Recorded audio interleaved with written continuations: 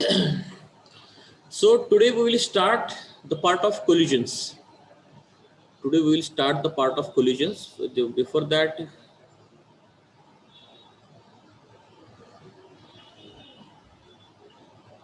आणि ते college lecture रे बाबा ते कसं करा, ते जेवढं शक्य आहे जेवढं गरजेचं आहे तेवढंच करा रे बाळांनो, नाही क्लास कसा लावला एवढं पैसे भरून तुम्ही? हे पण विचार करण्याची गोष्ट आहे ना. मग त्याला काहीतरी कॉलेजचं नाव सांगून जी मुलं पळ करतात त्यांनी त्यांचं काही ते बी काय नाही. जिथे एकदमच गरजेचं त्या दिवशी इश्यू ठीक आहे ना, परत तिथे कॉलेज बिलेज करत बसला की मग तुमचं कधी एनडी होणार नाही. दुसरं स्वप्न बसायची कॉलेज आणि क्लास करत बसायचं दुसरं. ओके, कोल्युजन्स. ओके, आता कोलिजन होत असताना आपण एक गोष्ट लक्षात या ठिकाणी आपण घेऊयात की what is meaning of collision, and there are two types of collisions. Okay, there are two types of collisions: elastic collisions and inelastic collisions. Okay, तो यहाँ पे आप देख सकते हो कि समझ लो, मैं एक एग्जांपल लेके आपको समझाता हूँ. कि समझ लो मेरे पास एक ऑब्जेक्ट है, ऐसा है ना, ऑब्जेक्ट है. So I have one object resting on the ground, या ऐसे बोलो कि this object has some initial velocity u1, means this object is moving and it has a mass of m1. Then another one object is there whose mass is m2, which is also resting on the which is also moving with some initial velocity u2. Okay, and we assume that remember this part, it is very very important what I'm saying here. We assume that suppose initially u1 is more than u2. Am I correct? I am assuming that this is my assumption. u1 is more than u2. Then what will happen if u1 is more than u2? Collision will take place. Collision will take place. That is called as a head-on collision. And suppose यहाँ पे मैंने जो भी initial condition draw किया ना, so can I say this is a condition before collision? Yes, sir. Before collision. Then we'll see what will happen during impact.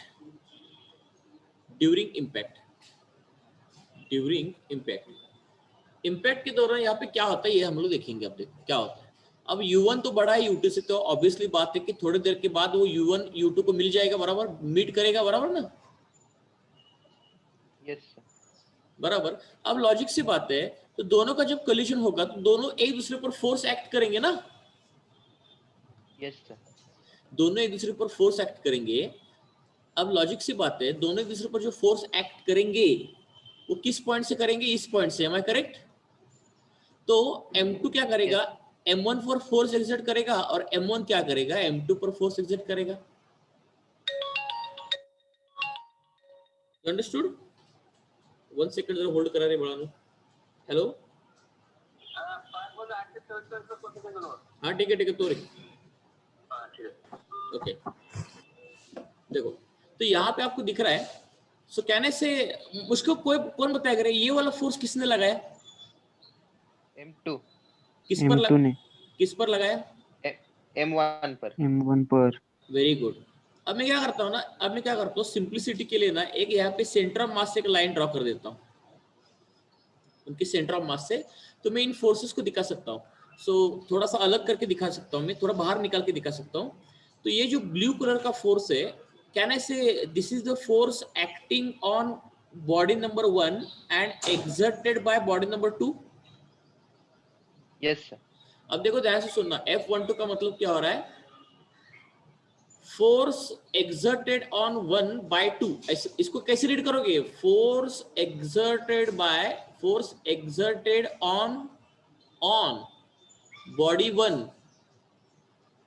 by body 2. ये physics का notation होता है, ऐसा ध्यान रखना. देखो ये जो पहला नंबर होता है ना, वो उस पर फोर्स लग रहा है, लेकिन किसने लगाया? 2 ने लगाया. You understand this point? Yes sir. तो बताओ, so can I write it as F21 now? Yes sir.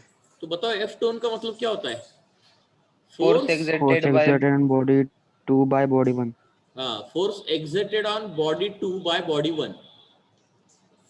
कैसे भी लिखो कोई प्रॉब्लम नहीं, कंसेप्ट समझना चाहिए आपको.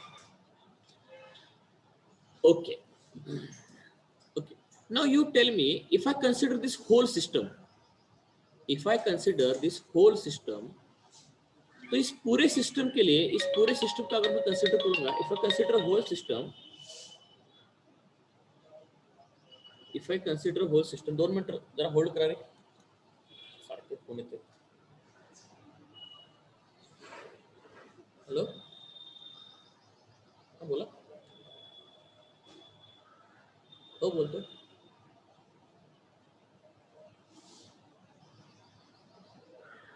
कोणत्या संदर्भात? हा ओके ओके, ते 10ला सांगितलं ना, 11 वाजले तर काहीतरी, सॉरी 11ला सांगितलं होतं ना मी, काय 10ला सांगितलं होतं. हो नाही ठीक आहे, एक काम करतो, मला लेक्चर चालू आहे, लेक्चर झालं तुम्हाला कॉल करतो.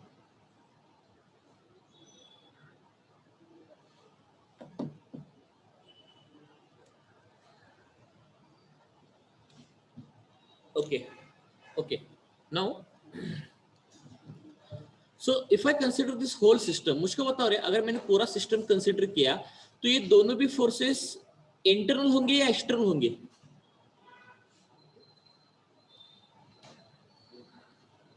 एक्सटर्नल. अरे एक्सटर्नल कैसे रे, पूरे सिस्टम में तो इंटरनली जनरेट हो रहे हैं ना, बाहर से कोई लग रहा है क्या फोर्स? No sir. नहीं, तो पूरे इंटरनल सर. हाँ, तो पूरे सिस्टम के लिए कैन वी से these are internal forces, am I correct?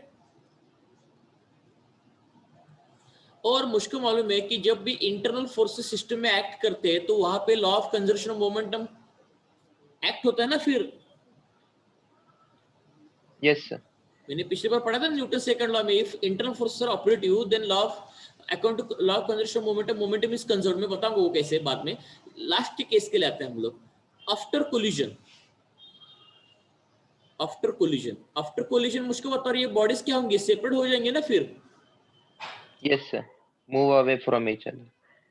They will move away from each other. तो एक बार ये सेपरेट हो जाएंगे तो बताओ रे भाई, इसका डायरेक्शन क्या होगा? इसी डायरेक्शन में होगा, am I correct? Yes sir. ये इसी डायरेक्शन में जाएगा और ये किस डायरेक्शन में जाएगा? इसी डायरेक्शन में जाएगा, एम आई करेक्ट? सॉरी, ये Yes, मेरा नाम अलग ले लिखे, ये एक्चुअली ये V2 होना चाहिए ना, ये V1 होना चाहिए. ओके, तो this is V1 bar and this is V2 bar. Initially दोनों भी सेम डायरेक्शन में जा रहे थे, लेकिन फाइनली जब कोलिजन हुआ तो दोनों का डायरेक्शन ऑपोजिट हो गया. सो कैन आई से this is the condition after collision? Yes sir. हाँ, अब देखो इस केस में मोमेंटम कंजर्व कैसे हो रहा है. आप बोलेगे सर मोमेंटम कैसे कंजर्व हो रहा है? अरे भाई बहुत आसान है, मोमेंटम कंजर्व कैसे हो रहा है. एक सिंपल सी बात आप सोच के देखो. According to Newton second law, मतलब मुझको बताओ एक चीज, न्यूटन सेकंड लॉ क्या था? क्या हो गया इसको? सेकंड होल्ड करो. ओके, हाँ ओके, देखो what was our Newton second law, I will tell you. Newton second law ये था, external forces acting on the body is nothing but the change in momentum upon change in time. Is this clear now? Yes sir. अब मुझको बताओ, लेकिन ये जो collision हो रहा था, ड्यूरिंग इंपैक्ट हो रहा था, so are there any external forces acting on the system, whole system? No. No sir. Internal forces are acting. So can I say for this particular system, the value of external force, is it 0 now? Yes sir. Because there are no external forces acting, तो इसका मतलब dp bar by dt is equal to 0. तो ये dt इस तरफ चला गया, तो इसका मतलब dp bar is equal to 0. अब dp bar क्या दिखाता है? चेंज दिखाता है ना. You understood this change? Yes sir. Change कैसे लिखा जाता है? Final value minus initial value ना. किसी भी चीज, अरे चेंज कैसे लिखा जाता है? स्कूल का फॉर्मूला ना, final value minus initial value. हाँ, final momentum minus initial momentum. Okay, वो इक्वल टू 0 हो रहा है. अब सिस्टम में 2 से ज्यादा अगर बॉडीज होंगी, 2 या 2 से ज्यादा बॉडीज होंगी, तो हमको क्या करना पड़ता है? Summation of all the momentums initially minus summation of all the momentums finally, that must be equal to 0. तो यहां से can I prove that summation of all the momentum initial is nothing but the summation of all the momentum final. Am I correct now? Yes, sir. Initial momentum is Yes. equal to final momentum. Summation. Actually initial momentum is final momentum में total value initial Yes, sir, momentum total. का, हाँ total बोलना है इसको, क्योंकि system में दो अगर बॉडीज होंगी तो इसका मोमेंटम अलग होता है, इसका मोमेंटम देखो, इसका इनिशियल मोमेंटम अलग होगा। अगर मैंने आपको दिखाऊं तो इसका इनिशियल मोमेंटम भाई अलग होगा और इसका इनिशियल मोमेंटम अलग होगा, इसका फाइनल मोमेंटम अलग होगा, इसका फाइनल मोमेंटम अलग होगा। तो इसका मतलब हमको टोटल मोमेंटम दिखाना पड़ेगा। Law of conservation of momentum जो है ना लॉ, वो टोटल मोमेंटम के लिए, इंडिविजुअल मोमेंटम के लिए नहीं है। Got this idea clear? Yes, sir. Yes, sir. Yes, sir. इसलिए तो जब बॉम्ब एक्सप्लोड हो गया था तो मैंने बताया ना टोटल मोमेंटम सबका मिला के 0 हो जाएगा। Yes, sir. तो ये जो कोलिजन आपको यहाँ पे दिख रहा है, ये जो कोलिजन आपको यहाँ पे दिख रहा है, तो इस कोलिजन का हम लोग नाम दे देंगे head on collision. Head on collision यानी एक दूसरे के साथ कोलाइड कर रहे हैं, इसका नाम है head on collision. Head on collision में ही मोमेंटम कंजर्व होता है, ये याद रखना है आपको।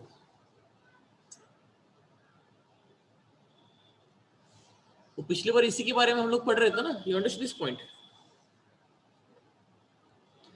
इस पार्ट में किसी को डाउट है कि देखो डीपी बार का मतलब क्या है? चेंज ना। Yes, sir.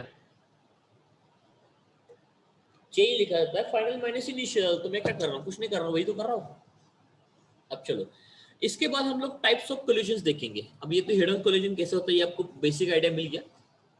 नाउ तो यहाँ पे स्टेटमेंट में ऐड कर देता हूँ। तो remember in head on collision the linear momentum is conserved. linear momentum is conserved. Linear momentum is conserved. Okay चल भाई ये तो क्लियर हो गया। अब मैं जाऊंगा, दो टाइप्स के कोलिजन्स होते हैं। एक होता है elastic collision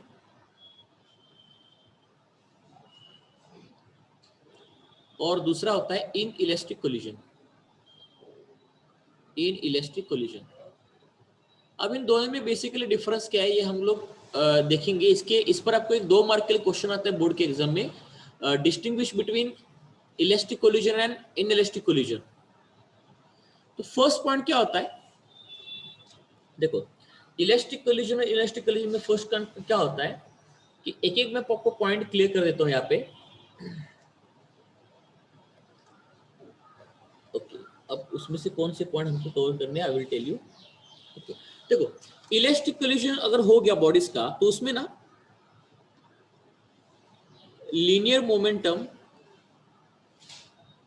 and kinetic energy both are conserved.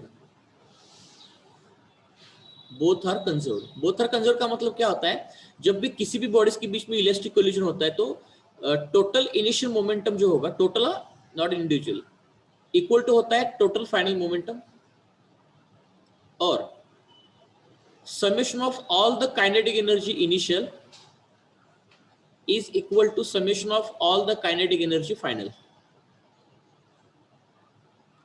Okay तो इसको हम लोग इलास्टिक कोलिजन बोल देते हैं।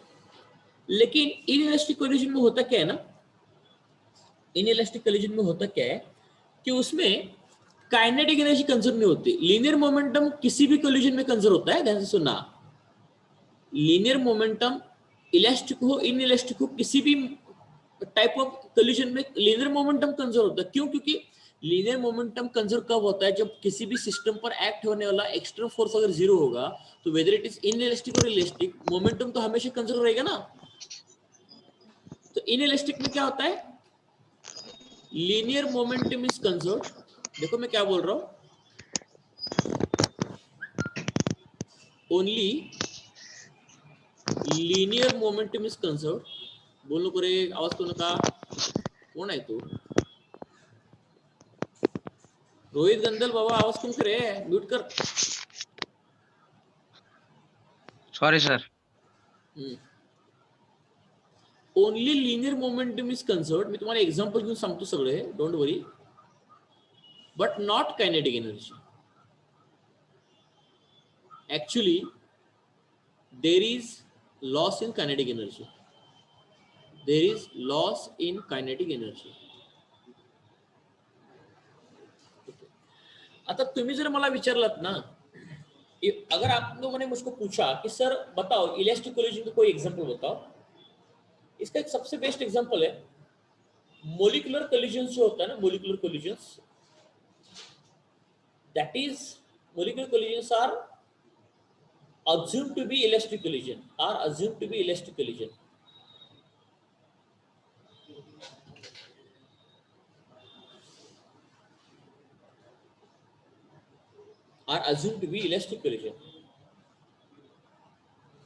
लेकिन प्रैक्टिकली इलेक्ट्रिक कोलिजन पॉसिबल नहीं होता। मैं आपको एक एग्जांपल देके समझा देता हूँ। देखो एग्जांपल देके मैं समझा देता हूँ कि असल में इलेक्ट्रिक कोलिजन का मतलब क्या होता है, ये समझेंगे हम लोग। देखो समझ लो हो क्या रहा है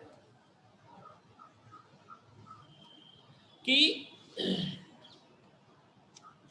यहां पे दो मॉलिक्यूल्स है, ओके, यहाँ पे थोड़ा इसको बढ़ा देता हूँ।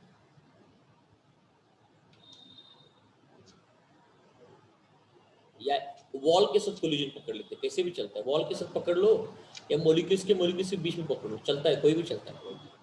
देखो अगर मेरे पास एक छोटा सा मॉलिक्यूल यहाँ पे गैस का कोई मॉलिक्यूल है, मॉलिक्यूल गैस का, वो एक्स डायरेक्शन में ऐसे जा रहा है,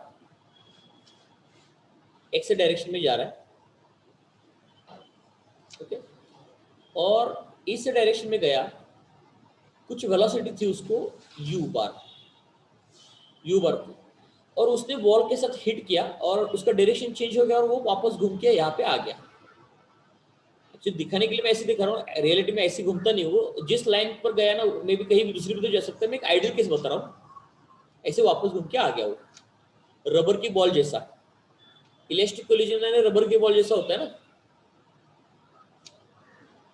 ऐसे पकड़ के चलो इसको, थोड़ा जगह मेरे पास शायद से कम है, okay, suppose this is a wall,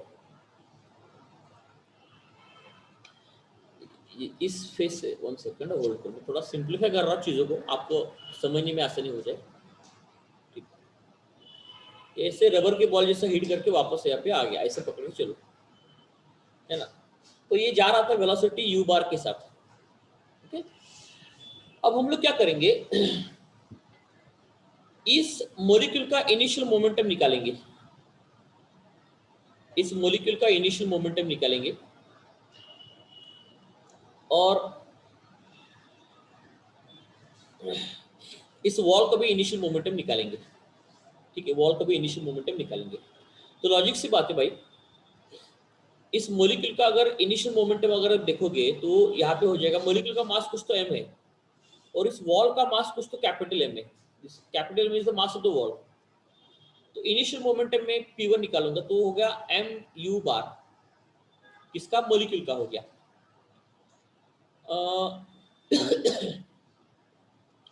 थोड़ा सा सब्स्टिट्यूट डाल देता हूँ, P1 P2 नहीं लिखेंगे क्योंकि P1 P2 तो फाइनल इनिशियल कंडीशन दिखाता है, तो यहाँ पे सब्स्टिट्यूट में डाल के ले लेता हूँ उसको। Initial momentum of the molecule वो हो जाएगा mu बार, और उसी तरीके से initial momentum of the wall, initial के नंबर 1 होगा ना, वो हो जाएगा m इंटू 0। अभी वॉल मूव कर रहा है क्या रे initially, whether this wall is moving initially? No, sir. No, sir.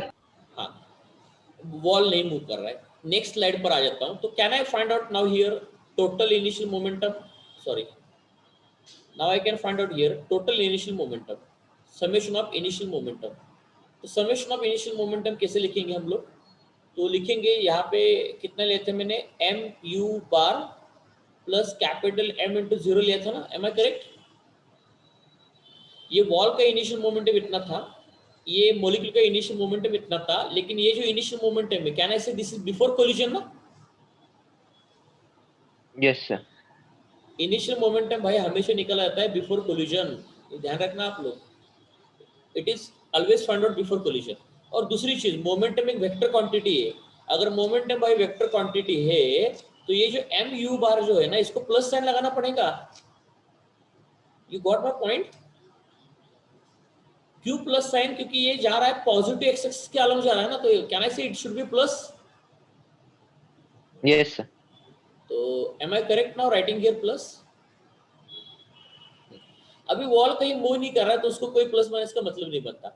तो can I say total initial momentum finally will become m u bar? Yes, sir. हाँ, अब देखो क्या हो रहा है, ध्यान से सुनना। देखो क्या हो रहा है अब। आफ्टर कोलिजन क्या हो रहा है देखते हैं। आफ्टर कोलिजन क्या हो रहा है देखते हैं। जब कोलिजन हुआ तो मॉलिक्यूल का डायरेक्शन चेंज हो गया। हाँ, डायरेक्शन चेंज हो गया। और समझ लो डायरेक्शन चेंज होने के बाद भी उसका वेलोसिटी उतना ही रहा, लेकिन वेलोसिटी का मैग्नीट्यूड उतना रहा, लेकिन डायरेक्शन चेंज हो गया। यानी पहले पार्टिकल जा रहा था पॉजिटिव एक्स के डायरेक्शन में, अब जा रहा है निगेटिव एक्स के डायरेक्शन में। Am I correct? Yes, sir. तो यहाँ पे वेलोसिटी मुझको निगेटिव लेना पड़ेगा, पहले केस में वेलोसिटी मैंने पॉजिटिव लिया। अब देखो हम लोग इंडिविजुअल पहले मोमेंटम निकालते हैं, इंडिविजुअल मोमेंटम। अब individual momentum I find out कैसे, देखो individual momentum of molecule two finally can I write it as minus Mu हाँ, माइनस एम bar. यू होगा, एम यू बार होगा, एम यू बार होगा। ये हो गया माइनस एम यू बार। और आगे बढ़ते हैं हम लोग। अभी वॉल का तो कोई मूव ही नहीं करता, हिट करने के बाद वॉल मूव ही नहीं हो रहा, तो इनिशियल फाइनल मोमेंटम तो वॉल का वही रहेगा। You understand this point? Yes, sir. हाँ, और फाइनल मोमेंटम, हाँ देखो आप डायरेक्टली में लिख लेता हूँ, अब 1 और 2 नहीं लिखूंगा बिना मतलब कि। आप समझ में आ गया आपको कंसेप्ट क्या है। पी बार फाइनल टोटल समेशन पी बार फाइनल आफ्टर कोलिजन, यानी दोनों को ऐड करना पड़ेगा ना, समेशन ने दोनों को ऐड करना है टोटल। तो ये फाइनल मोमेंटम ऑफ मॉलिक्यूल, ये final momentum of the wall. तो वॉल का फाइनल मोमेंटम यहाँ पे आ गया, वो आ गया माइनस एम यू बार।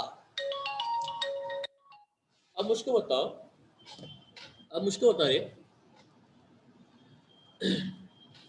ये दोनों मोमेंटम का वैल्यू क्या है, सेम है क्या नहीं है?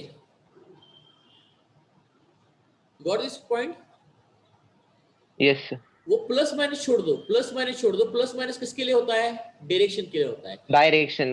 हाँ, अब मुझको बताओ according to law of conservation of momentum दोनों का मैग्नीट्यूड सेम आ रहा है क्या नहीं आ रहा है? आ रहा है सर।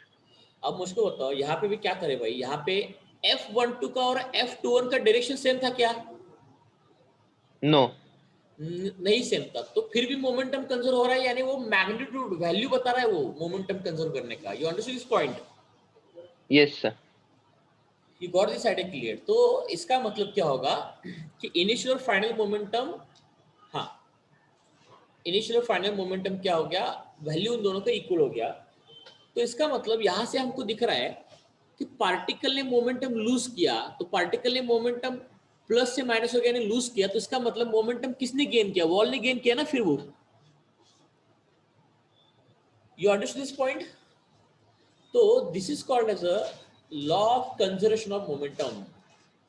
और मोमेंटम वेक्टर क्वांटिटी है, तो conservation of momentum, the final value of momentum and the initial value of momentum must be equal.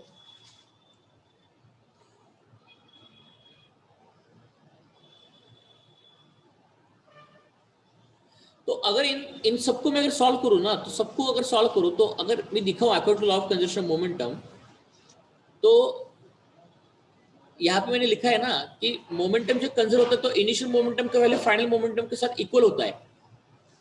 तो इसका मतलब अगर दोनों को इक्वल करूंगा तो क्या say it as m u bar plus m into 0 is equal to minus m u bar, ये फाइनल मोमेंटम है, plus m into 0। Okay, so I should say this is a final momentum, total final momentum, and this is a total initial momentum.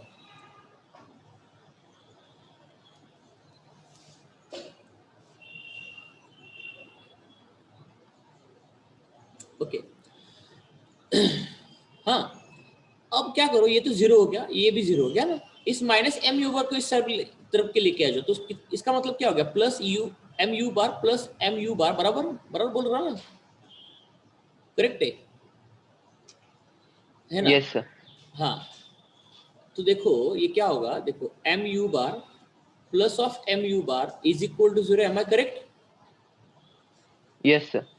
हाँ, अब इसको can I write it as like m u bar minus of minus m u bar? Yes, sir. हाँ, अब देखो भाई मैंने ऐसे क्यों किया, अब मुझको बता आप लोग, ये क्या था, ये प्लस था बराबर, और ये क्या था, माइनस था, है ना? तो क्या Minus. तो क्या से this is the initial momentum of molecule, Yes, sir. initial momentum of molecule, and can I say this is a final momentum of molecule? Yes, sir.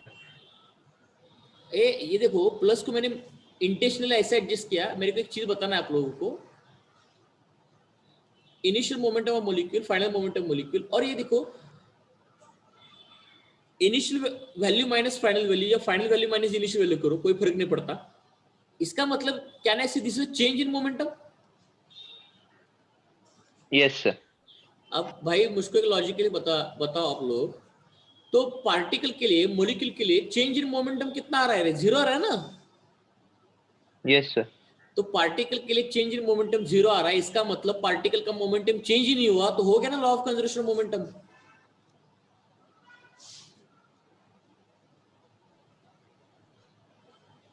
अगर मैं ऐसा बोलूं कि उसमें वॉल का कोई रोल नहीं है, एक थोड़ी देर के लिए वॉल को भूल जाओ, वॉल का कोई रोल नहीं है, तो law of conservation momentum particle के लिए आप लगा सकते हो। अगर पार्टिकल का मोमेंटम चेंज ही नहीं हुआ, जितना इनिशियल था उतना ही फाइनल अगर रहेगा, तो चेंज इन मोमेंटम हमेशा 0 ही रहेगा ना फिर। Yes, sir. It remains conserved.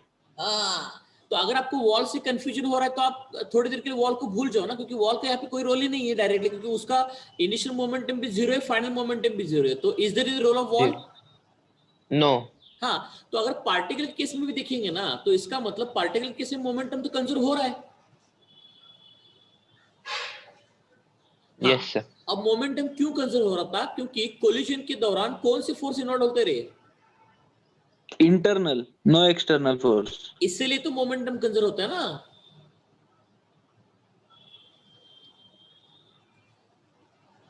Conservation of momentum यानी चेंज इन मोमेंटम 0 होता है ना हमेशा फिर। Yes, sir. ओके, तो हाँ, अब देखो चेंज इन मोमेंटम यहाँ पे 0 आ गया। हेलो, अब बोल। मागच्या क्लासरूम मध्ये हो हो 11:30 असते।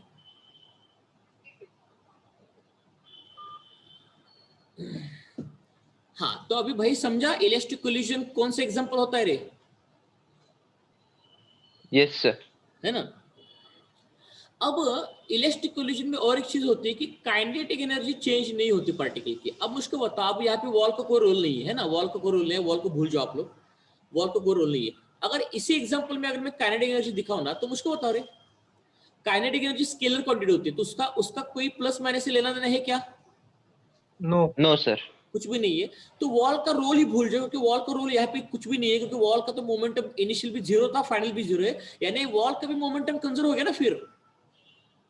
Yes, sir. हाँ, वो छोड़ दो, वॉल को कोई रोल ही नहीं, वो छोड़ दो। अब काइनेटिक एनर्जी स्केलर क्वांटिटी है। अब देखो मोलिकुलर कोलिजन्स में ना, मोलिक्यूल्स का जो वेलोसिटी का मैग्नीट्यूड होता है वो चेंज नहीं होता।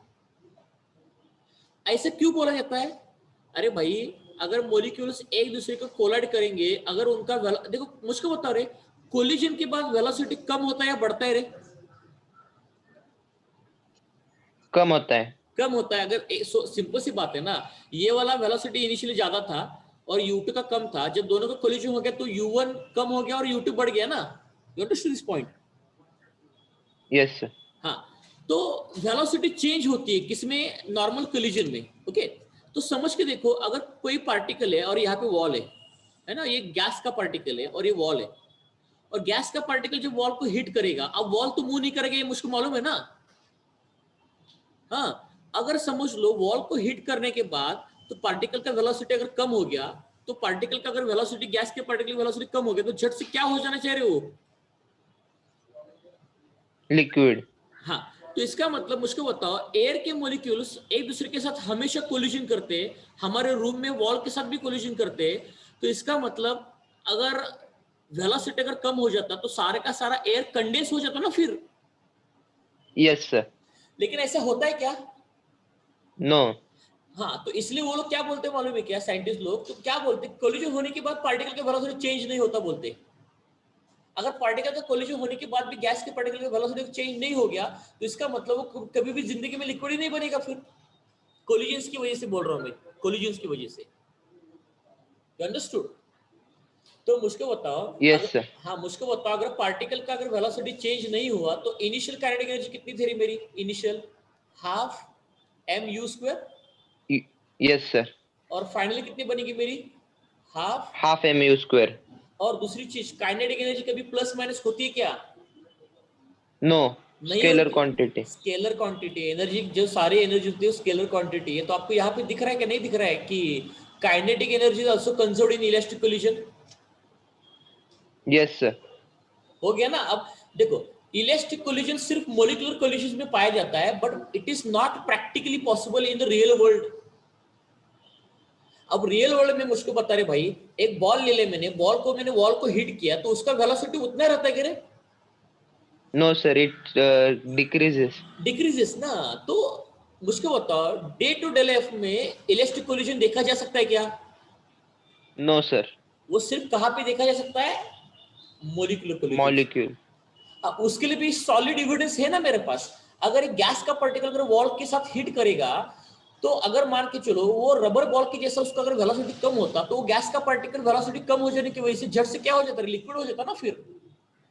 Yes, sir. तो ऐसा होता तो सारे के सारे एयर के मॉलिक्यूल्स झट से कंडेंस हो जाते, तो हम कभी ऑक्सीजन ब्रीथ ही नहीं कर पाते। तो ऐसे पॉसिबल नहीं होता। इसलिए साइंटिस्ट लोग बोलते हैं कि गैस के पार्टिकल वॉल के साथ हिट करते तो उनका वेलोसिटी चेंज नहीं होता। चेंज नहीं होता इसका मतलब उनका काइनेटिक एनर्जी क्या होता है? कंजर्व होता है ना।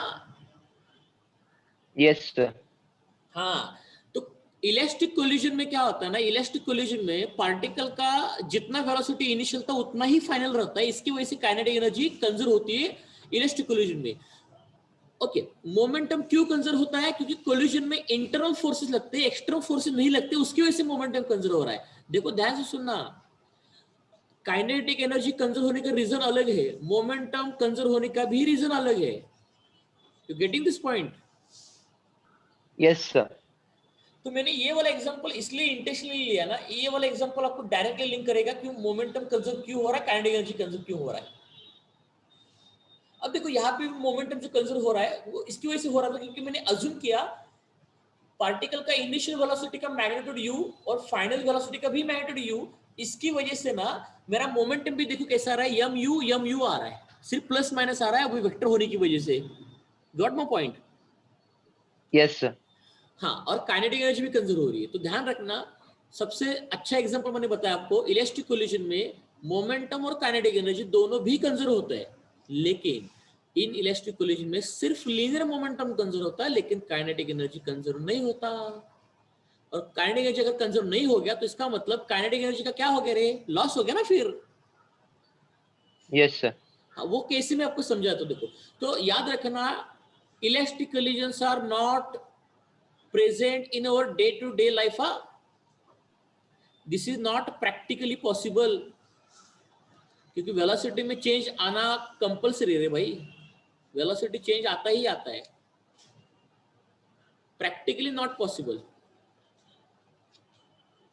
हाँ, अब इसका एग्जांपल देख लेते हैं।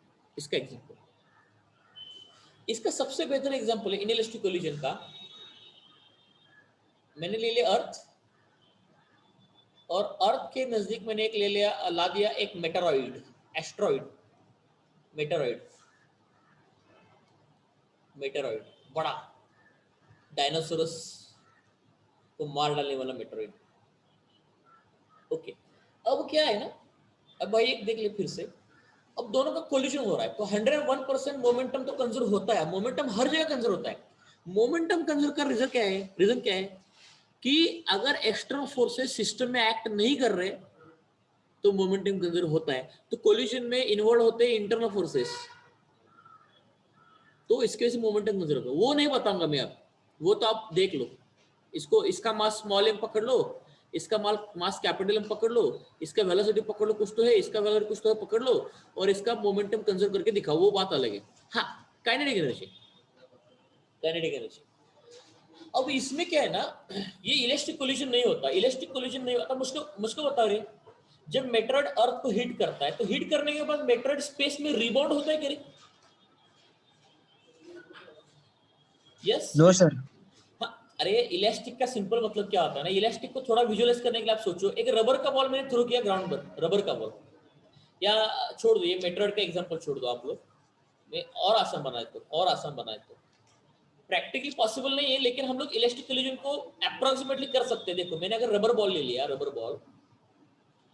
बॉल ले लिया, तो रबर बॉल कुछ वेलोसिटी के साथ आ रहा था, ऐसे पकड़ लिया मैंने, u वेलोसिटी के साथ आ रहा था, और समझ लो उसी वेलोसिटी से रिबाउंड हो गया, अप्रोक्सीमेटली बोल रहा हूं मैं, नॉट परफेक्टली, अप्रोक्सीमेटली उसी वेलोसिटी से रिबाउंड हो गया।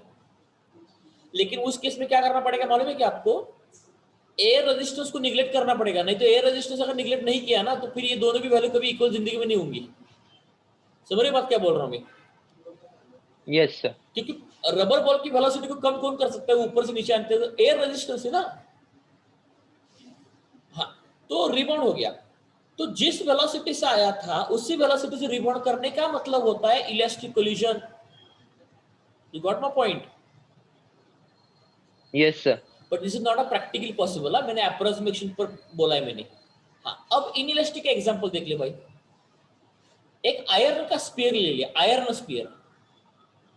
अब मुझको आप लोग बता रही चीज, आयरन स्फीयर समझ लो ग्राउंड को हिट किया u वेलोसिटी के साथ, will it rebound again with the u velocity approximately? Is it possible?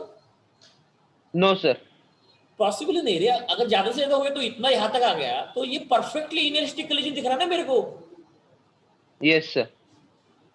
क्योंकि रिबाउंड होता ही नहीं, रिबाउंड नहीं हो गया तो इनइलास्टिक कोलिजन। और ध्यान से सुनना, एक्चुअली प्रैक्टिकली इलास्टिक कोलिजन क्यों पॉसिबल नहीं है, क्यों नहीं पॉसिबल, समझा तो मैं आपको। देखो, अगर प्रैक्टिकली इलास्टिक कोलिजन अगर पॉसिबल होता ना, तो रबर बॉल जिस हाइट से नीचे आ गया ना, फिर वो उसी हाइट से अगर ऊपर जाता, एग्जैक्टली बोल रहा हूं, जिस हाइट से नीचे आ गया उसी हाइट से एग्जैक्टली ऊपर गया ना, तो उसको बोलेंगे परफेक्टली इलास्टिक कोलिजन। लेकिन मुझको एक भाई बात बता, डे टू डे लाइफ में रबर बॉल को अगर हमने ग्राउंड पर हिट किया, तो जिस हाइट से हिट किया उसी हाइट को फिर से अचीव करता है क्या रे वो एग्जैक्टली? No sir. नहीं करता। एक तो वो उस हाइट से ऊपर जाएगा, नहीं तो नीचे रहेगा, लेकिन उस हाइट को कभी भी अचीव नहीं करेगा। समझ लो आपने 5 मीटर से थ्रो किया ना, तो फिर से एग्जैक्टली 5 मीटर को अचीव नहीं करेगा रिबाउंड होने के बाद। Am I correct? Yes sir. देखो, अगर 5 मीटर हाइट से नीचे आता और रिबाउंड करने के बाद फिर से अगर 5 मीटर ले लेता, तो उसको बोला जाता perfectly elastic collision. It is just like a molecular collision. लेकिन प्रैक्टिकली मॉलिक्यूलर कोलिजन पॉसिबल नहीं है। एक तो रबर का बॉल क्या होता है, 5 मीटर से ऊपर जाता है रिबाउंड के बाद, या 5 मीटर से नीचे रहता है, लेकिन एग्जैक्टली 5 मीटर को अचीव नहीं करता। So you got the difference between the elastic and inelastic collision? Yes sir. हाँ, तो देखो, इलास्टिक कोलिजन एक समझ, एक थॉट एक्सपेरिमेंट पकड़ लेते हैं। थॉट एक्सपेरिमेंट प्रैक्टिकली पॉसिबल नहीं है, आई नो, बट एक थॉट एक्सपेरिमेंट बताता हूं आपको मैं। समझ लो मैंने 5 मीटर से रबर बॉल को नीचे डाला, रिबाउंड करने के बाद समझ लो उसने एग्जैक्टली 5 मीटर का हाइट ही कवर किया। इसका सिंपल सा मतलब ये बन रहा है कि जिस वेलोसिटी से नीचे आ गया उतनी ही वेलोसिटी से ऊपर गया ना, फिर इसका मतलब Yes, sir. फिर हाइट कैसे सेम आ गया? हाइट यानी डिस्प्लेसमेंट होता है ना। यस, हाँ, तो इसका मतलब देखो, वो 5 मीटर से नीचे आ गया यानी उसका डिस्प्लेसमेंट 5 मीटर हो गया। फिर रिबाउंड करने के बाद 5 मीटर ऊपर गया, यानी initial displacement final displacement same है। तो इसका मतलब इनिशियल वेलोसिटी और फाइनल वेलोसिटी सेम होगा। अगर इनिशियल वेलोसिटी और फाइनल वेलोसिटी सेम होगा, तो initial kinetic energy final kinetic energy same रहेगा। इसका मतलब काइनेटिक एनर्जी कंजर्व हो गया। और दूसरी चीज, कोलिजन के वक्त कोई एक्सटर्नल फोर्स एक्ट नहीं करते, सिर्फ इंटरनल फोर्सेस एक्ट करते, तो मोमेंटम तो कंजर्व होने ही वाला है। सो कैन आई से this can be the case of perfectly elastic collision? Yes sir. ये हो गया मेरा थॉट एक्सपेरिमेंट। लेकिन इन रियलिटी, इन प्रैक्टिस, जिस हाइट से नीचे आता है रबर बॉल, उसी हाइट से, उसी एग्जैक्टली हाइट को वो रिबाउंड के बाद अचीव नहीं करता, एक तो उस हाइट से ऊपर जाता है या उस हाइट से नीचे रहता है। इसका मतलब जितनी मेरी इनिशियल वेलोसिटी थी उतनी मेरी फाइनल वेलोसिटी नहीं रहती। इसका मतलब प्रैक्टिकल लाइफ में काइनेटिक एनर्जी कंजर्व कभी भी नहीं होता। अब एक आयरन स्पीयर का एग्जांपल ले लो। आयरन स्पीयर अगर 5 मीटर हाइट से नीचे आ गया तो लॉजिक सी बात है, वो ऊपर जाएगा नहीं, तो ऊपर जाएगा कुछ दूसरे हाइट से जाएगा। देखो ये H1 हाइट कवर करेगा, ये H2 हाइट कवर करेगा। You understood? तो मुझको बताओ, उसने इनिशियल डिस्प्लेसमेंट अलग है, फाइनल डिस्प्लेसमेंट अलग है, तो इसका मतलब इनिशियल वेलोसिटी अलग होगी स्पीयर की, और कोलिजन के बाद स्पीयर की वेलोसिटी अलग हो जाएगी ना फिर। Yes sir. हाँ, अब मुझको बताओ, आयरन स्पीयर का कोलिजन के बाद बिफोर कोलिजन वेलोसिटी u बार थी, आफ्टर कोलिजन वेलोसिटी v बार थी। क्यों? क्योंकि इनिशियल डिस्प्लेसमेंट अलग था उसका और फाइनल डिस्प्लेसमेंट अलग हो रहा है, इसलिए वेलोसिटी मैंने अलग अलग रखा। अब वेलोसिटी अलग अलग आ गया भाई, तो फिर काइनेटिक एनर्जी इस केस में कंजर्व हो गया क्या? फिर नहीं हुआ, नो। कहीं तो लॉस हो गया ना फिर काइनेटिक एनर्जी का। Yes sir. वो किसको लॉस हो गया काइनेटिक एनर्जी? ग्राउंड को लॉस हो गया ना। ग्राउंड।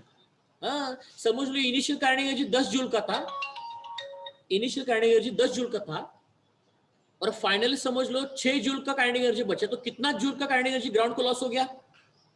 4। 4 जूल का, क्योंकि टोटल तो सम इक्वल रहना चाहिए ना, according to law of conservation of energy. Yes. Yes sir. हाँ, तो पता चला डिफरेंस क्या होता है दोनों के बीच में, इलास्टिक और इलास्टिक।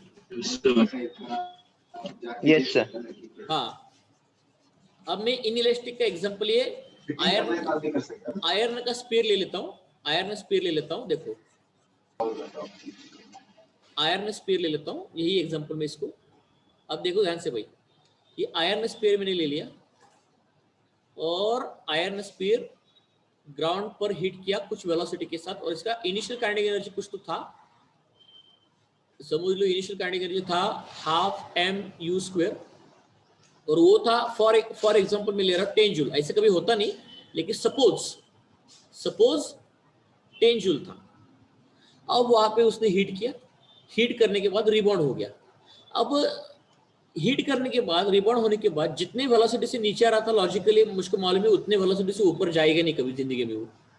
हाँ, इस क्यों नहीं हो जाएगा? क्योंकि इनिशियली जितना उसने वर्टिकल डिस्प्लेसमेंट किया ना, समझ लो इनिशियली उसने वर्टिकल डिस्प्लेसमेंट किया H1, लेकिन फाइनल आफ्टर कोलिजन जो डिस्प्लेसमेंट होगा वर्टिकल, वो अलग होगा। तो लॉजिक से बात है भाई, अगर इनिशियल वर्टिकल डिस्प्लेसमेंट अलग था, final vertical displacement after collision अलग आ रहा है, तो इसका मतलब फाइनल वेलोसिटी अलग होगी मेरी, और फाइनल वेलोसिटी अगर अलग होगी तो मेरा फाइनल काइनेटिक एनर्जी भी अलग हो जाएगा इसमें।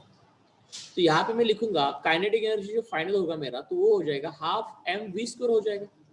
और मान के चलो इसके मैंने बोला 6 जूल बोला, तो इसका मतलब मेरा इनिशियल काइनेटिक एनर्जी 10 जूल का था, अब वो आ गया 6 जूल का। इसका मतलब अब मैंने अगर law of conservation of energy लगाया ना, तो एनर्जी कंजर्व होना चाहिए। तो टोटल इनिशियल एनर्जी यानी जितना एनर्जी इन हो गया उतना ही आउट होना चाहिए ना एनर्जी। Yes sir. तो एनर्जी अगर 10 जूल का इन हो गया तो आउट कितना हो रहा है? 6 जूल का हो रहा है। इसका मतलब कहीं तो लॉस हो रहा है ना बैलेंस के लिए, और वो लॉस कितना हो गया? ये हो गया 4 जूल का लॉस हो गया। और ये जूल। 4 जूल का लॉस किसको हो गया भाई? Kinetic ground energy. को। हाँ, kinetic energy lost 4 joule, that will be to the ground. तो इसका मतलब मुझको बताओ, अभी इसका मतलब इनिशियल काइनेटिक एनर्जी का वैल्यू फाइनल वैल्यू को इक्वल नहीं है। इसका मतलब here kinetic energy not conserve, rather it is lost. समझा सबको इनइलास्टिक कोलिजन का मतलब क्या होता है? Yes sir. तो आपको समझ में आ रहा है कि कोलिजन में, वर्टिकल कोलिजन में इस हाइट का कुछ तो रिलेवेंस है ना, यस सर। क्योंकि वो डिस्प्लेसमेंट को शो कर रहा है ना भाई, इसलिए। ओके, क्योंकि ये इतना इंपॉर्टेंट है ना भाई, ये क्या बोलते हैं इलास्टिक और इनइलास्टिक, तो इस पर बहुत सारे क्वेश्चंस है, बहुत इंपॉर्टेंट कंसेप्ट है वाला पार्ट। हाँ, अब मुझको बताओ रे, इनइलास्टिक कोलिजन में हमेशा इनिशियल काइनेटिक एनर्जी ज्यादा रहेगा और हमेशा फाइनल काइनेटिक एनर्जी कम ही रहेगा ना फिर, इसका मतलब। Yes sir.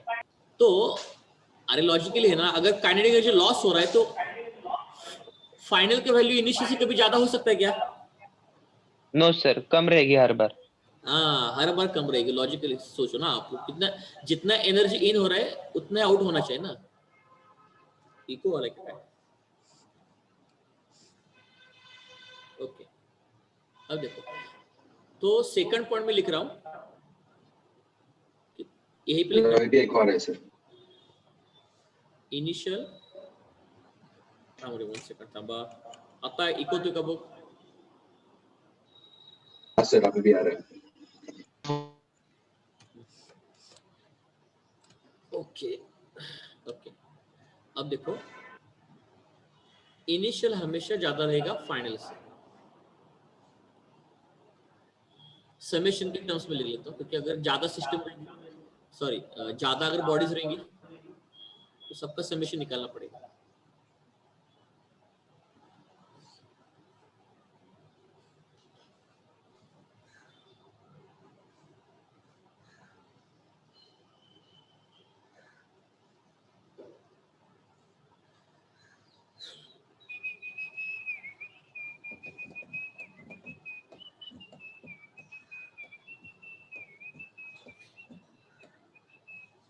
And all the day-to-day collisions are called as inelastic collisions. Inelastic collision. हा सर, लेक्चर मध्ये आहे. हॅलो, 2 मिनिटं कॉल करतो मला. 2 मिनिटं म्हणजे एक्झॅक्टली होणारच नाही म्हणा, अजून टाइम पण संपतो. Okay okay, you now understood in a better way how all these things are working. अब लोग मुझको आपको एक चीज बताओ रहे, तो प्रैक्टिकल लाइफ में जो डे टू लाइफ में जो कोलिजन्स होते हैं सारे कौन से होंगे रे? इलेस्टिक या inelastic? Inelastic collisions. Very good, inelastic collision होंगे. हाँ, परफेक्टली इलेस्टिक कोलिजन के बारे में बताया मैंने. परफेक्टली का मतलब कितना होता है कि जितनी वेलोसिटी से आया उतनी वेलोसिटी वापस घूम के गया, तो उसको बोलते हैं perfectly elastic collision. Correct? Sir, your voice is not heard properly. अभी भी सर लग रही है, एक और है. Now you hear me properly Rao. आता बघा रे. नाही सर, इको ओके येते. Sir. Sir, your voice is clear, but it is echoing a bit. Yes, sir, it is echoing a bit. I agree. Okay, now Yes, sir. Now it's Yes clear. sir. Yes Now sir. it is not coming. yes, okay. Now it's clear. Okay, chalo. So you understood this point. Now what I'm going to tell you, see, अगर आप कोई पूछेगा कि what is perfectly elastic collision, perfectly का मतलब before collision जितना velocity था उतनी ही वेलोसिटी से वापस रिबाउंड करना, इसको बोलते हैं परफेक्टली इलास्टिक कोलिजन. क्या बोलते हैं इसको? Perfectly elastic collision. अब आप लोग मुझको बता रहे परफेक्टली इलास्टिक समझा आपको. Now who is going to tell me what do you mean by perfectly inelastic collision?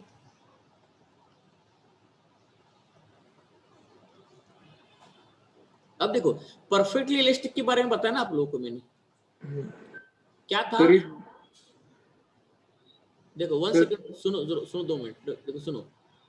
Elastic, okay. मैंने क्या बोला कि ये मॉलिक्यूलर कोलिजन्स का एग्जांपल ले लेते हैं. जिस वेलोसिटी से मॉलिक्यूल हिट किया उसी वेलोसिटी वापस घूम के आ गया, यानी वेलोसिटी चेंज सिर्फ डायरेक्शन हो गया लेकिन मैग्नीट्यूड चेंज नहीं हुआ और काइनेटिक एनर्जी कंजर्व हो गया. हाँ, अब मुझको बताओ परफेक्टली इनइलास्टिक क्या बोल सकते हैं? Or can we say that in What a is joined together perfectly after collision? Sir, maximum kinetic energy is lost. नहीं, मैक्स, हाँ बराबर. किसने बताया भी आंसर? वो maximum kinetic energy lost. Sir, Atharva. हाँ करेक्ट है. मैक्सिमम यानी जितना इनिशियल था उतना का उतना सारा लॉस किए रे. Yes sir. अगर मुझको बताओ 10 जूल का काइनेटिक एनर्जी, 10 का 10 अगर ग्राउंड को लॉस किया तो इसका That is perfectly inelastic. हाँ, दैट इज परफेक्टली इनइलास्टिक, यानी ऊपर वो उठेगा ही नहीं और फाइनल वेलोसिटी उसका जीरो ही हो जाएगा. यानी जितना उसका इनिशियल था उसका पूरा का पूरा उसने ग्राउंड को लॉस किया, उसको बोलते हैं perfectly inelastic. You understand this point? yes sir. Yes sir. हाँ हाँ. तो अभी जिंदगी में ऐसी कोई परफेक्ट चीज नहीं होती, लेकिन हम लोग ऐसे बोल सकते हैं कि ये स्पीयर समझ लो नीचे जा रहा है कुछ काइनेटिक एनर्जी के साथ इनिशियली, इनिशियली, और उसका 10 जूल था, और उसने ग्राउंड को हीट किया। समझ लो उसने अब ग्राउंड को जो काइनेटिक एनर्जी लॉस किया, ग्राउंड को काइनेटिक एनर्जी लॉस किया ऑलमोस्ट 8 जूल, 9 जूल या ऑलमोस्ट 10 जूल। अभी ऑलमोस्ट 10 का 10 तो इतना परफेक्ट केस पॉसिबल है करे? No sir. हाँ, लेकिन बोलने के लिए आइडियली बोल रहा हूँ कि जितना इनिशियल था उतना ही लॉस हो गया ग्राउंड को लॉस हो गया। समझ लो 8 जूल ग्राउंड को लॉस हो गया, समझ लो मैक्सिमम पकड़ के चलते हैं कि 9 जूल लॉस हो गया ग्राउंड को, तो अब कितना बचा है उसके पास? 1 जूल। हाँ, 1 जूल के साथ थोड़ा सा ऊपर आएगा, एकदम थोड़ा सा ऊपर आएगा वो। अरे बस मैं क्या बोल रहा हूँ? Yes sir. क्योंकि ऊपर आने के लिए भी काइनेटिक एनर्जी चाहिए ना भाई उसको। ये काइनेटिक एनर्जी क्या कर रही है, ऊपर आने के लिए उसको हेल्प कर रहा है, ये लॉस हो गया ग्राउंड को, और ये नीचे आने के लिए हेल्प कर रहा है ना। एनर्जी का तो बैलेंस हर जगह पर होना चाहिए ना भाई। ये आपको एनर्जी का पर्पस मालूम है ना? अब मुझको बताओ इस काइनेटिक एनर्जी का पर्पस क्या है? इसका पर्पस क्या है सर? To bring the object downwards. हाँ, बराबर। ये 1 जूल का काइनेटिक एनर्जी का पर्पस क्या है? To take the object upward sir. Upward. और ये 9 जूल का पर्पस क्या है? Sir that is lost in ground after collision sir. हाँ, यानी ग्राउंड को एनर्जी लॉस्ट हो गया। Yes sir. और अकॉर्डिंग टू लॉ ऑफ, ये समझ में आना चाहिए भाई आप लोगों को, according to law of conservation of energy, according to the law of conservation of energy, can I से जितना एनर्जी इन होता है किसी भी सिस्टम में उतना ही आउट होना चाहिए ना भाई। Yes sir.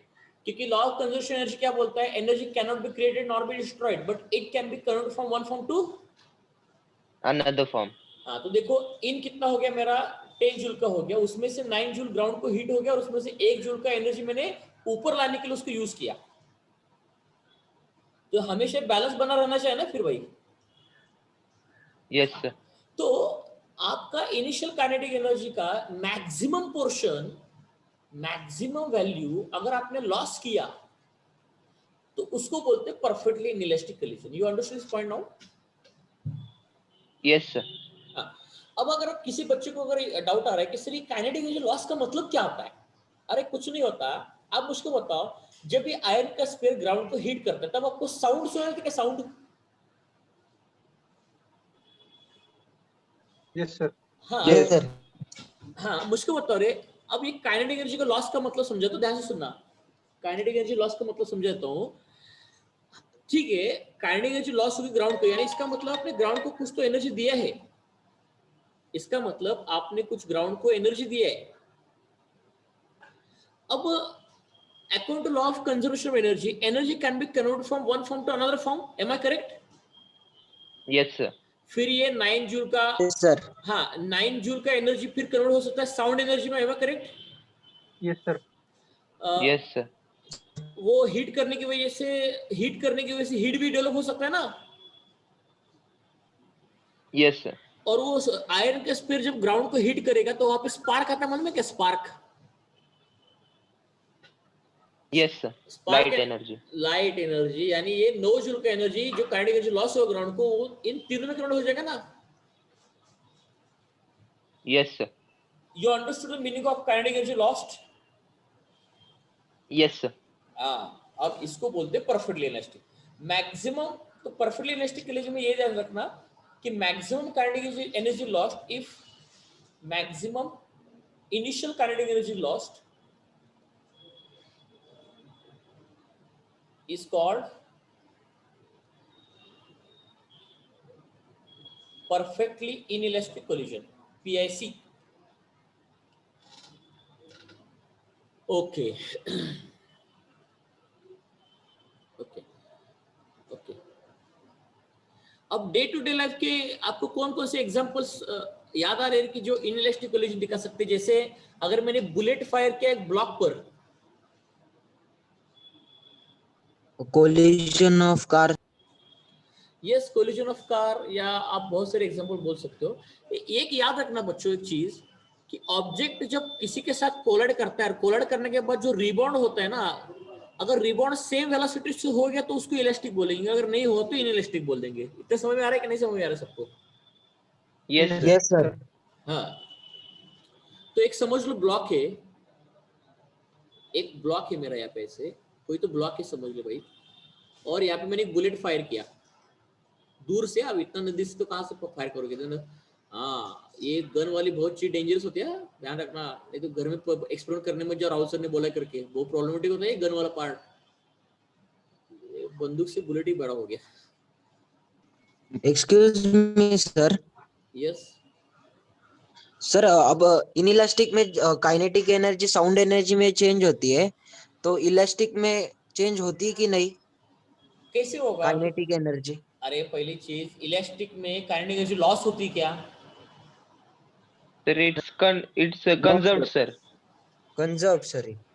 पार्टिकल का जितना काइनेटिक एनर्जी इनिशियल था, समझ लो इलास्टिक कॉलेज में इसका काइनेटिक एनर्जी 10 जूल है, अब वापस आते वक्त भी 10 जूल रहेगा ना। Yes sir. तो ये पार्टिकल ने काइनेटिक एनर्जी को लॉस्ट करता तो किसको लॉस्ट करता? वो वॉल को करता ना। Yes sir. लेकिन वॉल को अगर लॉस्ट करता तो आपको खट खट ऐसा आवाज आता, फिर गैस के मॉलिक्यूल अगर वॉल को हिट करेंगे तो। कभी सुना है गैस के मॉलिक्यूल वॉल को हिट करने के बाद खट खट ऐसा आवाज आता है? No sir.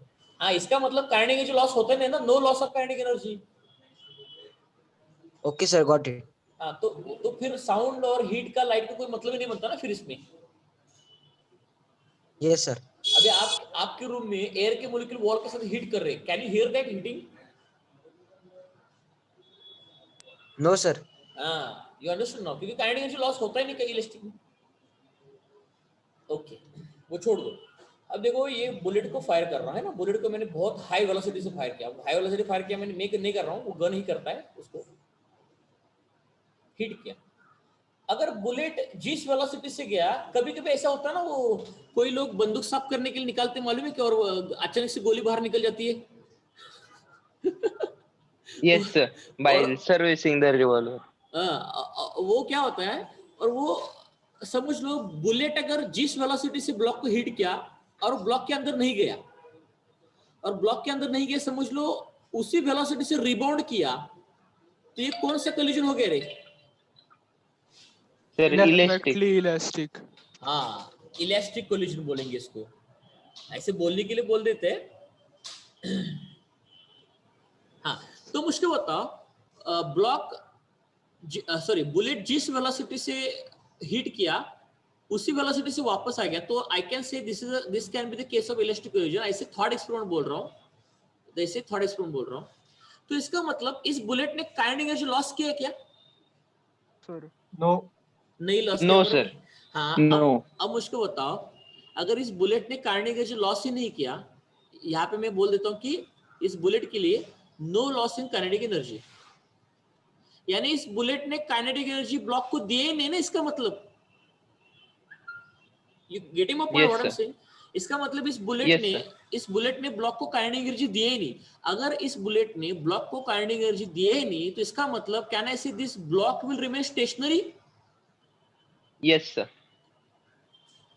क्योंकि ब्लॉक कब मूव करता? जब बुलेट खुद का काइनेटिक एनर्जी अगर ब्लॉक को देता और उसका बुलेट का काइनेटिक एनर्जी लॉस होता, तब ये ब्लॉक मूव करता।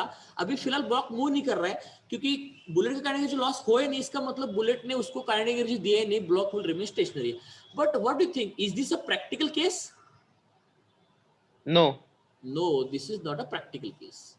ऐसे बोलने के लिए बोला मैंने इलास्टिक के बारे में, but this is not practically possible.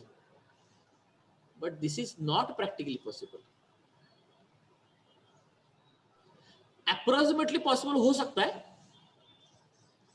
क्योंकि अगर ब्लॉक का मास अगर ज्यादा रहेगा और बुलेट समझ लो कभी कभी रिबाउंड करता भी है बुलेट, और वो समझ लो ब्लॉक का मटेरियल बहुत हार्ड होगा ना, तो बुलेट रिबाउंड करता है, तो approximately not practically possible but approximately possible, ऐसे बोल सकते हो आप। You understand this point? Yes sir. Approximately possible, इससे तो लोग मर जाते हैं ना। अब देखो, अभी कभी सुना होगा आप लोगों ने कि कभी कभी वो सर्विस रिवॉल्वर जो अपना साफ करते हो ना, अचानक से वो ट्रिगर दब जाता है और गोली निकल जाती है, और कहीं मिरर उधर होता है ना, मिरर का सरफेस कैसा होता है? स्मूथ होता है ना। Yes sir. और उस स्मूथ सरफेस से बुलेट क्या करता है ना, बुलेट स्मूथ सरफेस को हिट करता है और रिबाउंड करता है, और आपको आके लग जाता है भाई। इसलिए वो बंदूक साफ करने के चक्कर में मत जाना, बहुत डेंजरस काम होता है वो। बहुत माहिर लोग भी उसमें फंस जाते हैं, बंदूक साफ करने वाले। और कभी सुना ना पेपर में, वो बंदूक साफ करने गए और वो स्मूथ सरफेस से हिट किया, रिबाउंड किया और उसको लग गई गोली, मर गया वहीं पर। हाँ yes sir. Yes, sir. हाँ, तो कैन आई से now this is the example of perfectly elastic collision now. You got my point? Yes, sir. और अप्रोक्सीमेटली पॉसिबल वो मिरर पर होता है। ये ध्यान रखना, ये बंदूक बिंदुक ये खेलने की चीज नहीं है, ध्यान रखना आप। ये वही बोल रहा हूँ, बहुत दिमाग नहीं, कई कई इधर इधर दिमाग गया तो कब छूट जाएगी। एक केस था यूएसए में हो चुका था, ऐसे ही खेल खेल में यूएसए में क्या किया है, दो लोगों ने ऐसे बंदूक को, एक आदमी ने क्या किया, उसके खुद के सर पर ही लगा दिया और उसने बंदूक का मैगजीन निकाल दिया था, और मैगजीन में उसने गोलियां काउंट नहीं की थी। उसने मैगजीन निकाला और खेल खेल में उसने बंदूक लगाया सर पर और बोला देख अब मैं बंदूक लगा के खुद को ही मार देता हूँ। एक्चुअली उसके अंदर एक गोली फंसी थी। तो ऐसे Yes sir. चेंबर मध्ये गोळी असते ती. हाँ, तो ऐसी पागलपन चीजें करने का होता है, इसलिए बंदूक खेलने की चीज नहीं। अभी बोल रहा हूँ, वो छोटे लोगों की बंदूक की बात नहीं कर रहा हूँ, ये बंदूक खेलने की चीज नहीं होती, अभी क्लियर कर रहा हूँ ये बात। तो बाद में राहुल सर ने बोला एक्सप्लेन करने के लिए, देखो घर से कोई बंदूक लेके आ जाएगा फिर। वो नहीं। हाँ, अब देखो, और सेकंड केस में दे देता हूँ आपको। सेकंड केस, अब समझ लो यहाँ पे बंदूक की गोली छूटी यहाँ से, छूटने के बाद वो क्या की, ब्लॉक में गई, ब्लॉक में, और ब्लॉक के अंदर जाने के बाद वहां पे एम्बेडेड हो गई, फंस के रह गई, वापस आई नहीं, वापस ही नहीं आई। So which case is this one? Embedded. अब ये एम्बेड हो गया, देखो embedded. Non-elastic, sir. Perfectly non-elastic. Yes, perfectly elastic. वापस आता ही नहीं, तो मैंने क्या बोला था, वापस नहीं आ गया तो क्या हो गया, परफेक्टली इनइलास्टिक हो गया ना वो। Yes, sir. Perfectly inelastic collision, यानी सारा का सारा काइनेटिक एनर्जी उस बुलेट ने लॉस किया। किसको लॉस किया रे? Block को. Block को. ब्लॉक को। सो कैन आई से this is the example of perfectly inelastic collision? Yes. Okay okay okay. इसकी वजह से ब्लॉक थोड़ा मूव हो जाएगा ना सर? हाँ, हो जाएगा ना, वो फिर वो मोशन में आ जाएगा ना फिर। Yes sir. हाँ, okay.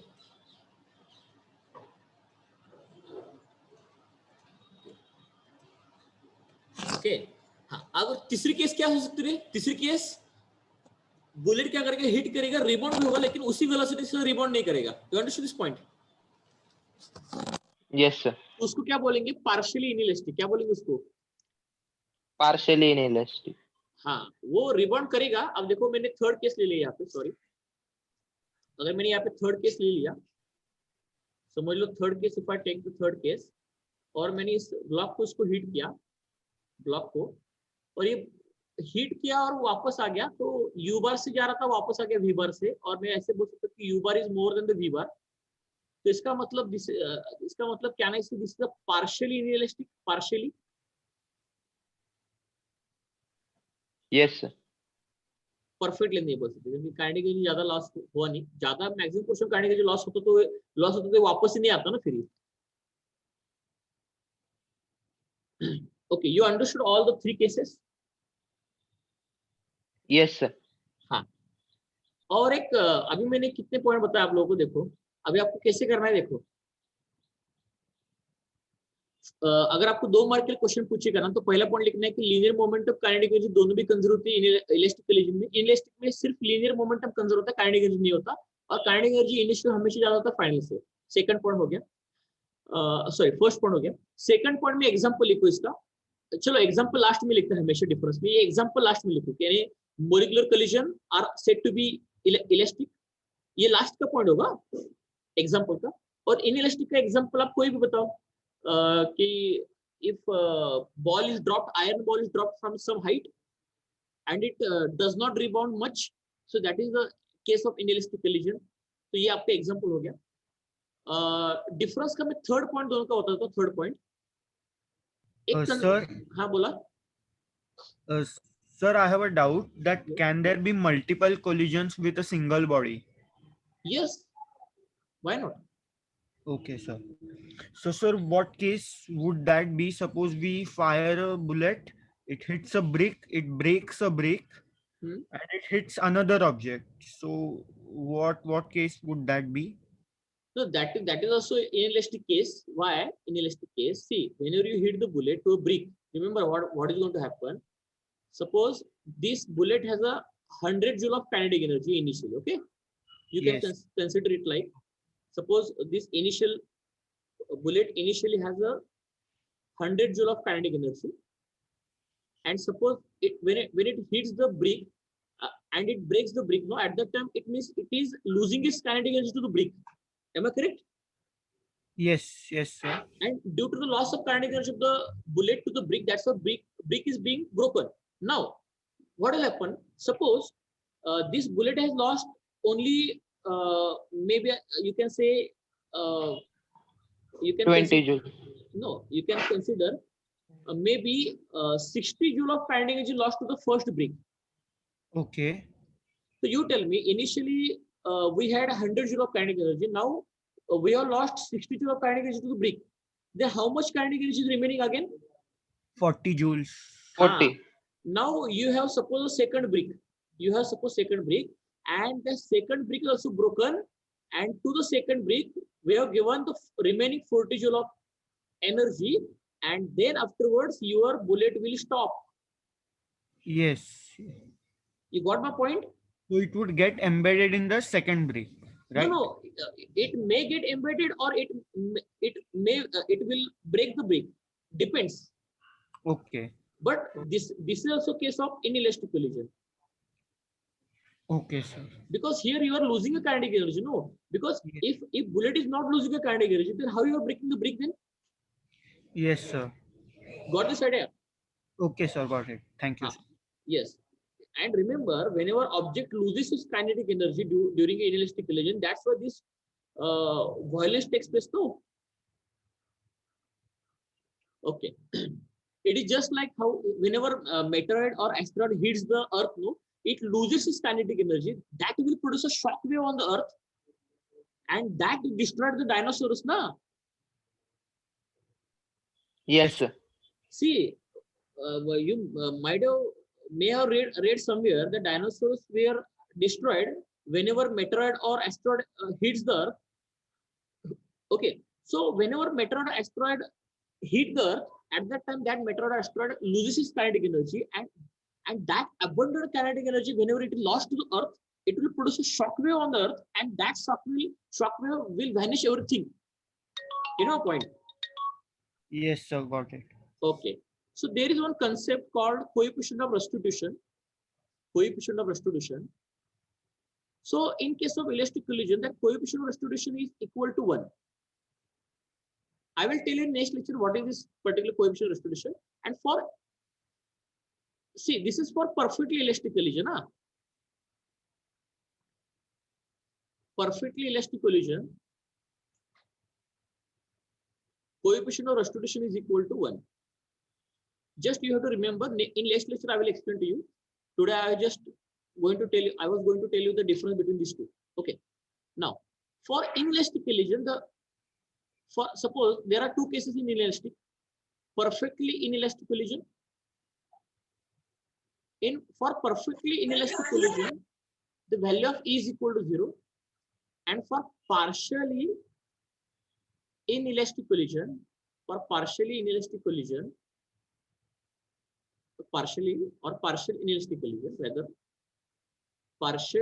collision, the value of E should be between 1 and 0, na? You got this point? Yes, sir. So this is the third point. Okay. Okay. So today's homework is that. First question is that during head-on collision, or I will tell you the first question to you. What you have to write down. Prove that during head-on collision,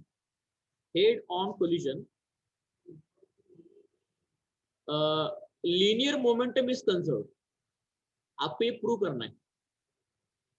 Linear momentum is conserved. इसमें क्या लिखोगे आप? देखो इसमें क्या लिखना है मैं आपको बताता हूँ। पहले तीनों डायग्राम ड्रा करो, 1 2 और 3। उसके बाद बोल देना कि भाई F12 और यहाँ पे F12 का और F21 का वैल्यू लिखो, और उसके बाद बोल देना कि भाई according to Newton second law यहाँ पे ये जो दोनों फोर्सेस है F12 और F21 ये इंटरनल है, इसका मतलब कोई एक्सटर्नल फोर्स नहीं है, जीरो है। और वहां से प्रूव करो कि लीनियर मोमेंटम कंजर्व हो गया, और बाद में ये वाला एक्सप्रेशन लिखो फाइनली। ये क्वेश्चन है मेरा। वो you understand this point? Yes, sir. ये लिखना पूरा का पूरा सब कुछ, लेकिन वो इतना दिमाग लगा तो लिखो ना। ये तो मैंने बोला कि लिखो, तो बच्चे क्या करते इसको एज इट देख के लिखते, थोड़ा खुद का भी दिमाग लगा करो ना उसमें लिखते वक्त। Okay, second question, give difference between elastic collision and inelastic collision.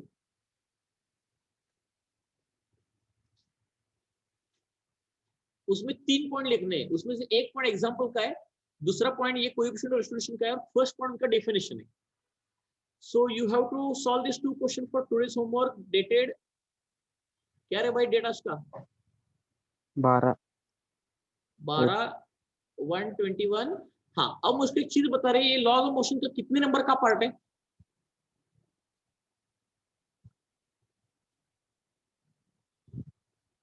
देख के जरा बताओ, लॉज ऑफ मोशन कितने नंबर का पार्ट है? मे बी 14 15, देखो क्या 14 14 हुआ क्या मेरा? 14 पक्का 14 का?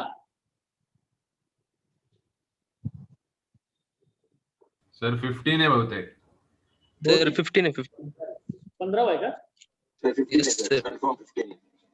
15 ओके, सर ते आपल्या पेपर मध्ये पॅरालॅक्स मेथड ते मेजरमेंट ऑफ टाइमचं नाही ना घालणार काही नाही ते नाही टाकलं मी, शिकवलं ते मग कसं टाकलं? आणि ते लॉगचं पण राहिलंय ते पण नाही ना लॉग टेबल वरती. तुम्हाला अशोक पटेल सर लॉकअपला घेतला होता ना? त्याला अजून डाऊट्स आहेत तुम्हाला काही? हो सर ते कळालं नव्हतं बरोबर. बरं ठीक आहे, मी काम करतो, मला एक्स्ट्रा हे रेग्युलर इश्यूज एक्स्ट्रा संध्याकाळी घ्यायला लागेल, पण संध्याकाळी मी तुम्हाला ग्रुपवरती एक दिवस ऑलरेडी इंटिमेशन देतो आणि लॉक टेबल घेऊन बसण्यासाठी शिकवतो, ठीक आहे? Okay sir. Yes, sir.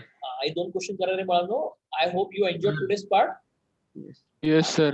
आणि बंदुकीचा परवाना काढून घेऊ नका लगेच आता, आणि घेतला तर जरा सगळे शिकून घ्या. Yes, sir. नाहीतर सर आपल्याला- और कॉलेजेस ऑलरेडी चालू होत आहेत. नाही असून तर नाही, बघ काय कर, कॉलेजची टायमिंग सांगा रे काय मला. सर 9 ते सर सर सकाळी 7 ते 11. 9:30 ते 3 आहे सर. हे एक काम करा, मी टाइम टेबल जर चेंज केलं ना, नेक्स्ट वीक पासून करतो मी टाइम टेबल चेंज, ठीक आहे? Okay sir. आणि असं टाइम टेबल चेंज करतो की जेणेकरून सगळ्यांना त्या वेळेमध्ये बघायला योग्य होईल, असं काही टाइम टेबल करतो मी. हे सरांशी डिस्कस करतो, टाइम टेबल चेंज करतो, ठीक आहे? Yes, sir. तोपर्यंत मी ऑनलाईन टाइम टेबल चेंज करणार आहात का? बघ्यात, अजून केलेलं नाही मी, बघ्यात म्हणून सांगितलं मी तुम्हाला. ठीक आहे सर. आणि जरी कॉलेजमुळे कुणाला मिस झालं ना, तर ग्रुपवरती तुमच्या रेकॉर्डेड व्हिडिओ असतात ना. Hello, Yes, sir. मिस झालं तरी काही टेन्शन नाही, ते आपण शिकून झालं तेच शिकवतात तसे. हा, त्यामुळं रेकॉर्डेड व्हिडिओ आपल्या ग्रुपवरती असतात. मग रेकॉर्डेड व्हिडिओ थोडेसे बघायचे, त्या दिवशी पूर्ण करायचे. मग त्या दिवशी पूर्ण केला जातं, झोपाय होतं तरी सुद्धा काय अडचण येणार नाही तुम्हाला, ठीक आहे? Okay sir. Okay sir. Yes. Okay sir. हा, फक्त ते मिस करू नका, कारण काय होते प्रॉब्लेम काय होतं माहिती का, तुम्ही जर कॉलेजच्या लेक्चरमुळे जर क्लास लेक्चर उद्या बघूया असं करत गेला ना, नंतर लोड वाढतो, नंतर लिहितं होणार नाही ना क्लासचं सगळं नोट संपून आताच. सर हा, सर आपले ऑफलाईन क्लासेस चालू होणार आहेत का? कारण का आज परमिशन भेटलीये भेटली. क्लासेसला. भेटले परमिशन. भेटले आहे, पण तुम्हाला आता सांगतो, फक्त तुम्ही सगळ्या मुलांना सांगू नका. काय टेंटेटिव्हली मी आता सांगतो, आता फिक्स काही नाहीये. टेंटेटिव्हली आपण काय करणार आहे, फेब्रुवारीच्या फर्स्ट वीक पासून स्टार्ट करतोय. ओके Okay, सर. sir. Okay sir. हे तुम्ही जरी मुलांना सांगणार असेल ना, त्यांना टेंटेटिव्ह म्हणा. हो सर. Sir, बोल रे. आपला ऑफलाईन क्लास चालू झाल्यानंतर ते टायमिंग्स काय असणार आहेत? तुमच्या कॉलेजनुसार करायला लागेल तुम्हाला. आपल्याकडे 2 बॅचेस असतात. एक मॉर्निंगची 7 ते 10 बॅच असते मॉर्निंगची, Yes, sir. आणि इव्हनिंगची असते आपली 4:30 ते 7:30. Okay, sir. मग तुम्ही कुठल्या तरी एका बॅचला येऊ शकताय. दोन्ही बॅचला एकदा एका बॅचला एकदा असं करू नका, कारण शिक्षक पण वेगवेगळे राहतात काही वेळा. तेव्हा आता शिक्षक तर सेमच आहेत, शिक्षक वेगळे नाही, पण सिलेबस पुढे मागे जाऊ शकतो ना. Yes, sir. मग तुमच्या कॉलेजनुसार तुम्हाला कुठलं सुटेबल टाइम टेबल आहे ते बघा ना मग तुम्ही. Okay, sir. ठीक आहे. Yes, sir. Thank you. Yes, sir. आणि प्रत्येक हाऊस लीडरनं तुमच्या ग्रुपला सांगून टाका की फेब्रुवारीच्या फर्स्ट वीक मध्ये टेंटेटिव्हली आपली ऑफलाईन बॅचेस सुरू होत आहेत. Okay. Okay, sir. Yes. Okay sir. आणि टेंटेटिव्ह, आणि हे लांब ठेवण्याचं कारण या करताय कारण काही आपल्याकडे भरपूर मुलं बाहेरगावची सुद्धा आहेत. मग त्या बाहेरगावच्या yes. मुलांना इकडे येऊन रूम शोधायची, बाकी सगळ्या गोष्टी करायला वेळ जातो, आणि आपल्या काही जरा बाकीचे ऑफिशियल कामं सुद्धा आहेत, म्हणून आपण फेब्रुवारीच्या फर्स्ट वीक पासून स्टार्ट करतो. ओके. चलो then, bye all of you. Start doing. Okay, sir. Bye. Bye sir. Bye, sir. Bye, sir. Bye. थांबा, नोट्स सेव्ह करतो. नोट्स राहिले.